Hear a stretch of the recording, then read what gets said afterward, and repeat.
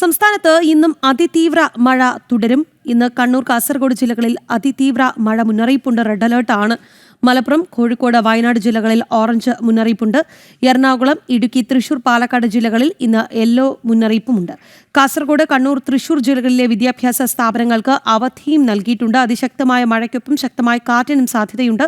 കേരള, കർണാടക, ലക്ഷദ്വീപ് തീരങ്ങളിൽ ഇന്ന് മത്സ്യബന്ധനത്തിന് പോകാൻ പാടില്ല എന്ന് കേന്ദ്ര കാലാവസ്ഥാ വകുപ്പ് അറിയിച്ചിട്ടുണ്ട്.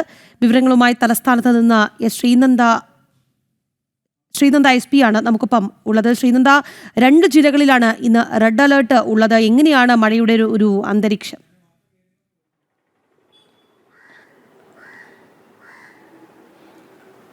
രാഖി, ഇന്ന് അതിതീവ്ര മഴ മുന്നറിയിപ്പാണ് കാലാവസ്ഥാ നിരീക്ഷണ കേന്ദ്രം നൽകിയിരിക്കുന്നത്. 2 ജില്ലകളിലാണ് റെഡ് അലേർട്ട് പ്രഖ്യാപിച്ചിരിക്കുന്നത്. കണ്ണൂർ, കാസർഗോഡ് ജില്ലകളിലാണ് റെഡ് അലേർട്ട്.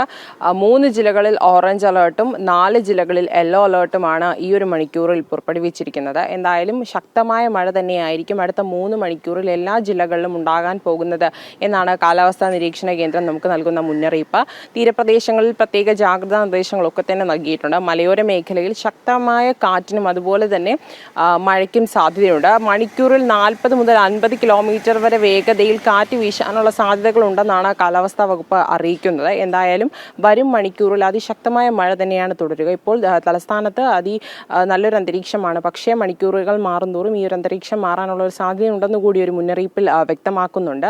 നാളെയും അതുപോലെ തന്നെ മുന്നറിയിപ്പുകൾ നൽകിയിട്ടുണ്ട്. മിക്ക ജില്ലകളിലും നാളെ യെല്ലോ അലേർട്ട് പ്രഖ്യാപിച്ചിട്ടുണ്ട്.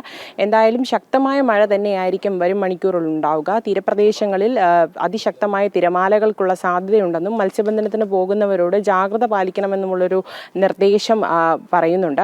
അതുപോലെ തന്നെ ലക്ഷദ്വീപ് തീരങ്ങളിൽ ശക്തമായ തിരമാലകളും അതുപോലെ തന്നെ അതിശക്തമായ കാറ്റിനുമുള്ള സാധ്യതകളുണ്ട് എന്നൊരു മുന്നറിയിപ്പാണ് നൽകുന്നത്. നിരവധി അപകടങ്ങൾ ഉണ്ടാകാനുള്ള സാധ്യതയുള്ളതിനാൽ മത്സ്യത്തൊഴിലാളികൾ പുറംകടലിൽ പോകുന്നത് ഒഴിവാക്കണമെന്ന് കൂടി വകുപ്പ് ഇപ്പോൾ പറയുന്നുണ്ട്. സമുദ്ര ഗവേഷണ പഠന വകുപ്പും ഇതുതന്നെയാണ് വ്യക്തമാക്കുന്നത്. എന്തായാലും വരും മണിക്കൂറിൽ ശക്തമായ മഴ തുടരും എന്നൊരു മുന്നറിയിപ്പാണ് ഈ മണിക്കൂറിൽ നൽകാൻ കഴിയുന്നത്. രാഖി. ശ്രീനന്ദ.